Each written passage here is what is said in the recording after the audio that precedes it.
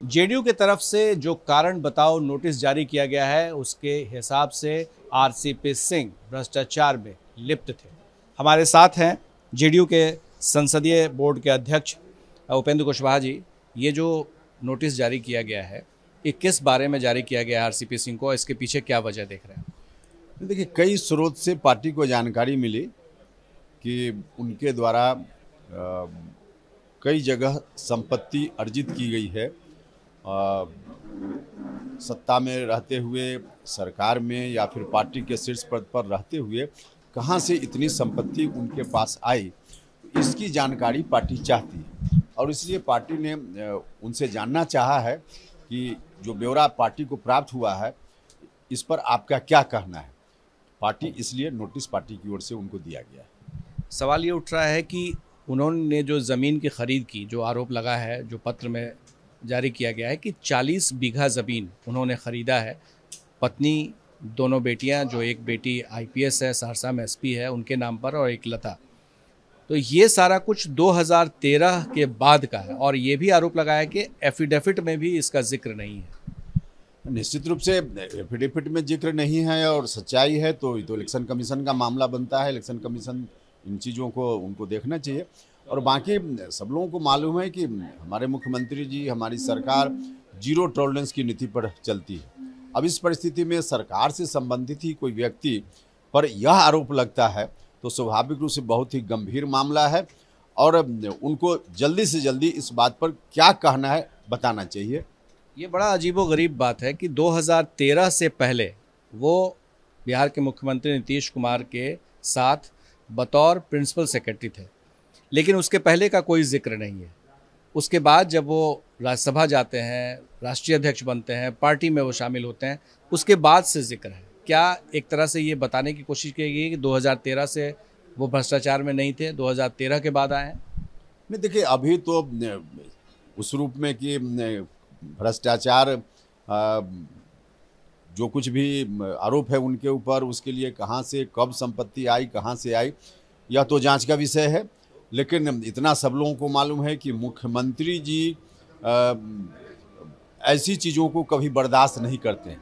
तो स्वाभाविक रूप से अगर साथ रहकर भी कोई किसी ने ऐसा किया है तो नीतीश कुमार जी की बिना जानकारी में या उनसे दूर हटने के बाद किया होगा, ऐसा प्रतीत होता है। लेकिन पूरी बात तो जब जांच होगी तभी पता चल पाएगा। उस चिट्ठी को मैंने देखा है, सारे पत्र में ज़मीन का जिक्र तो किया गया है, लेकिन ये नहीं बताया गया है कि ज़मीन खरीदना कोई गलत है या उसमें कोई भ्रष्टाचार का मामला बनता है या जिस पैसे से ख़रीदे गए हैं वो ब्लैक मनी था या किसी से लेन देन का है। आखिर आप लोग वहाँ किस रूप में भ्रष्टाचार देख रहे हैं? नहीं, इसलिए हमने कहा कि अब उनको पार्टी को जो सूचना कहीं से प्राप्त हुई, स्वाभाविक रूप से पार्टी का यह दायित्व बनता है कि उनको इन चीज़ों की जानकारी से अवगत कराया जाए। अवगत कराया गया है। प्रथम दृष्टया तो यह मामला भ्रष्टाचार जैसा दिखता ही है, लेकिन अंतिम निष्कर्ष पर अभी पहुंचना संभव नहीं है जब तक उनकी ओर से बात ना आ जाए। तो इस बात का इंतजार हम लोग करेंगे कि उनकी ओर से बात आ जाए। लेकिन आप सत्ता में हैं, आपके पास एजेंसीज़ है, प्रशासन है, पुलिस है, केंद्र की भी एजेंसीज़ हैं, ईडी है, सीबीआई है, सीआईडी है, और भी जो एजेंसीज़ इसकी जांच कर सकती है वो भी कर सकते हैं। तो आप लोग सीधा एफआईआर क्यों नहीं दर्ज करा रहे हैं या फिर सीधा इस पर कोई कार्रवाई की बात क्यों नहीं कर रहे हैं?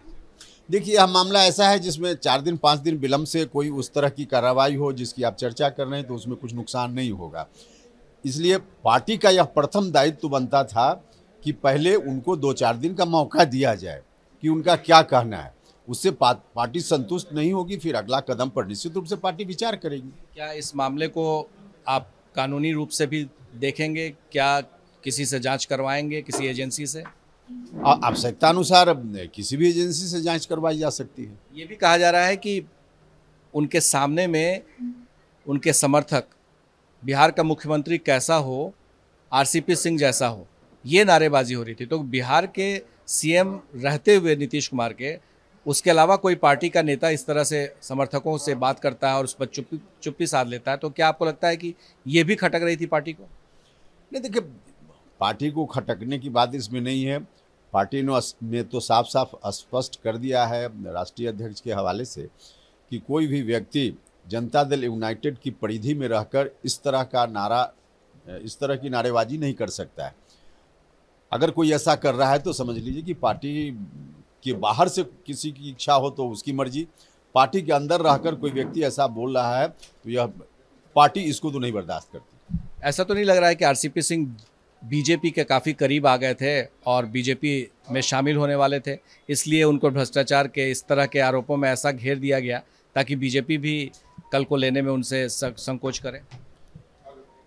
नहीं, देखिए, यह मामला अभी जो कुछ भी, जब पार्टी को जानकारी में बात आई उसके बाद ही पार्टी कार्रवाई करेगी ना। तो जब सूचना पार्टी को मिली तब से पार्टी एक्टिव है। पार्टी एक्टिव है और ये बात कहाँ तक खत्म होगी ये भी देखना दिलचस्प होगा। हमारे सहयोगी शैलेश के साथ प्रकाश कुमार, एबीपी न्यूज़, पटना।